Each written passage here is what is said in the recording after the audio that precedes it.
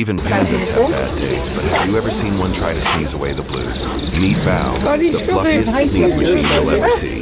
Today, the bamboo grove is full of pollen, and Bao's tiny mouth just can't handle it. One twitch, then a sniff. Achoo!